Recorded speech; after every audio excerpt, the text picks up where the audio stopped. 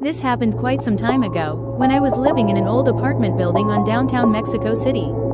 It was late January, and my roommate had just moved out for job-related reasons. All he left behind was an old wooden chair in his empty room, which I let be, because I had nowhere better to put it. The flat was old, cheap, but a decent size otherwise. The living room had stone floors, but the bedrooms had this wooden squeaky floor. You could hear anyone walking or moving inside the bedrooms. The following is a recollection of the 3 scariest nights of my life. First night alone, home from work, and it was already late, so after dinner and watching some TV, I went to bed. Between dreams I'm awoken by the sound of someone moving in my roommate's bedroom, footsteps and the chair being slightly dragged across the floor. Took me a few seconds to realize my roommate wasn't living there anymore. Shit. I grabbed a heavy book to use as a weapon. Well, not everyone keeps a shotgun or knives next to the bed, not that it would have helped anyway. Got out of my room, and went over to the next room, outside the closed door.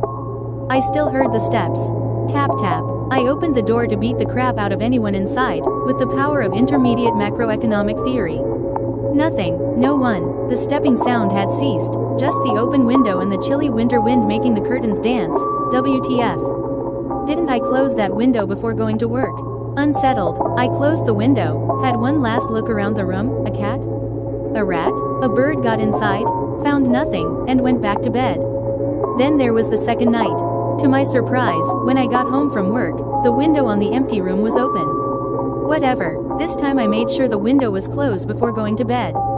They were old wooden framed windows that locked from the inside, but had a simple spring system, so they automatically opened all the way when unlocked, while making a distinctive squealing sound. It was this sound that woke me up, followed by the steps. Tap tap tap. Still no shotgun or knives, but this time I wasn't taking any chances. This time, I grabbed the hardcover World Atlas. Fuck yeah.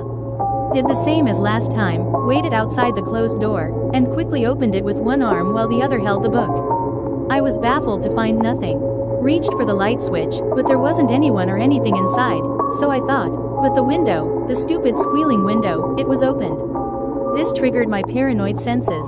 Who or what was opening the window? Was someone trolling me? Was I trolling myself? Were my pot-smoking years playing tricks on my mind? I closed the window and went back to my own room. Didn't sleep well that night, not one bit. Felt like there was someone in my room, like there was something in my room. Of course, there was no one, it was just my mind playing tricks on me, right? The third and last night I was in paranoid mode. That night it all became clear. Also, that night I almost shit myself. Arrived from work late again, must have been around 11 p.m. Yeah, Mexico working hours sometimes do that to you. It was Friday, and had no plans to get wasted. I had another plan in mind, though. I dragged the TV to the empty room and plugged it right there, then made some dinner, and took a kitchen knife with me. I was determined to catch whoever was opening the window and messing with my sleep. Ate in front of the TV, inside the empty room, sitting on the wooden chair, window closed, knife on the floor at arm's reach. I'd be awake all night, waiting for whomever decided to mess with the window. The knife of course was a bluff. If the other guy was armed I'd just cry. I don't know exactly when I fell asleep on the chair, but I woke up to a horror. First, it was the squealing window that brought me back to consciousness. Then, as the cold winter gust came through the open window, the door slammed shut.